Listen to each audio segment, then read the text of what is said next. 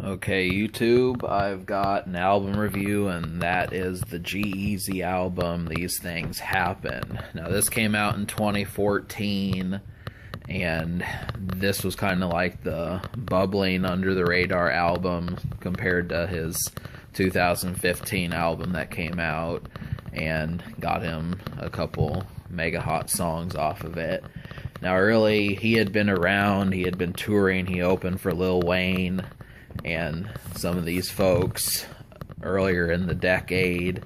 He had a heralded mixtape in 2011 that was caught him some attention. He had some big presence on YouTube, so among the many things that there was, I was going to attempt to listen to him, but I just needed to get a hold of the project and finally decided to use Spotify to do it. So, really, I have not really listened to G-Eazy that much, and from what I heard so far, I can say safely that he doesn't sound like too many folks that I know currently. And big thing about that is it's refreshing, but if I don't have someone to grade upon the standard, it's different because, you know, I have to learn as I'm listening to the music. So that was kind of strange for me doing that, but he kind of reminds me of Mac Miller, kind of similar to him. Not so much like Paul Wall or Yellow Wolf, but he kind of reminds me more of Mac Miller and that sort of thing. I feel like there's someone else, another white rapper that raps like him, but I just can't recall right now. But from what it stands, he is from California, and he does get E40 on one of his songs. But a lot of the attention is focused primarily on G-Eazy. So it's one of those scenarios where he's got enough attention to get the names, but I still feel like, you know, as far as his most commercial stuff, I still don't think we've seen it all yet. So, you know, me not having a problem with this is just one thing, but he did have a couple of bubbling hits, among which were Been On, I Mean It, and Lot of That. Now, each of these songs, you know, most of the time, singles start off with the outgoing songs, the songs to get things started.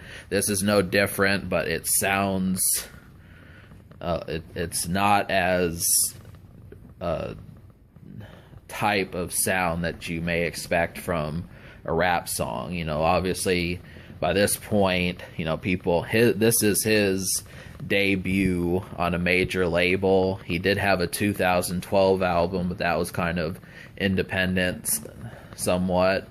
So knowing, you know, having your first album out in 2014, it does sound a lot better than something out of 2005 or so, 2001, 1999. So this is refreshing to hear these songs. A lot of that is a hit. I agree with that song's quality. And I Mean It is another one. So, you know, just he goes to town in the song. Sounds like something I would hear on just a regular day. But, I mean, my standpoint from looking at this is, for me, I have to like the production first in order to enjoy the project. I mean, it didn't take me long to realize that, yeah, he can rap, but the sound to it sounds more kind of electronic and just sounds like something Dizzy Wright would do. I mean, this kind of sound, if Bone Thugs were to really get more comfortable with what they were doing, and I'm trying to look for how to say this correctly. If Bone Thugs were to be more relevant sounding and kind of take on like an electronic sound, that's something that I feel like he would be like. Obviously, with this record, it had 14 songs on it, but I felt like it was kind of underwhelming just because me getting used to this newer type sound, it could have used more songs that had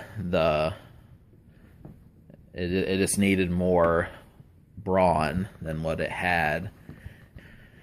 And yeah, there was a lot of promotional songs to support the album, but really the album cuts just did not do it as much, which I don't think is going to take too long to notice.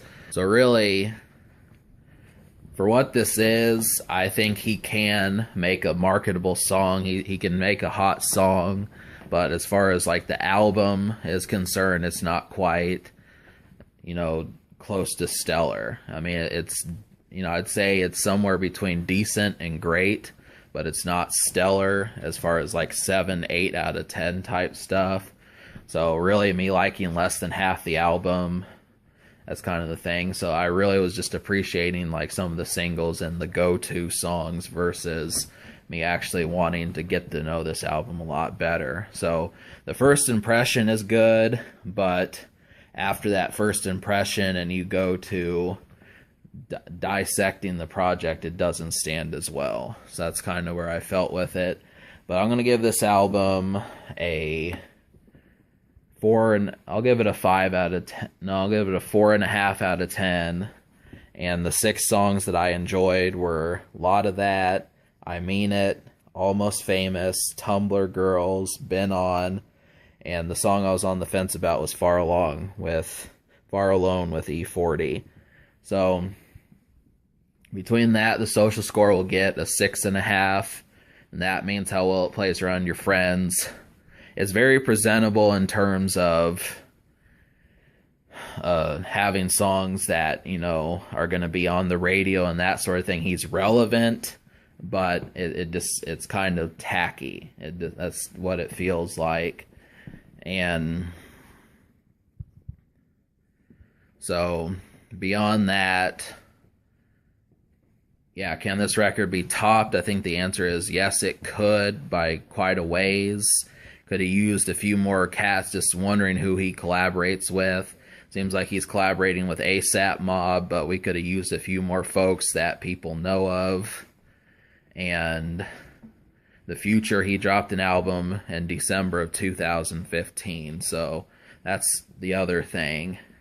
So we'll probably get another record maybe 2017 or even a little bit after that. But alright, subscribe for more fun.